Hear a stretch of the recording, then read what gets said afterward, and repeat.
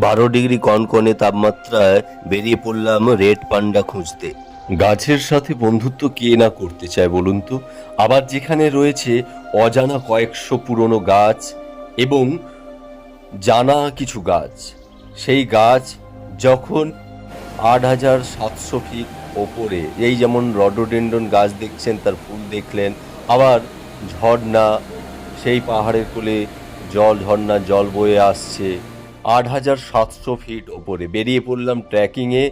অবশ্যই দার্জিলিং থেকে প্রায় 50 কিলোমিটার দূরে, জায়গাটির নাম ধোত্রে। সেই ধোত্রেতে 6 কিলোমিটার ট্রেকিং, সুন্দর বনানী জঙ্গল এবং পাইন গাছের সারি, তার সঙ্গে অজানা অনেক অনেক গাছ। ট্রেকিংয়ে যাচ্ছি, কিন্তু তাপমাত্রা ছিল 12 ডিগ্রি।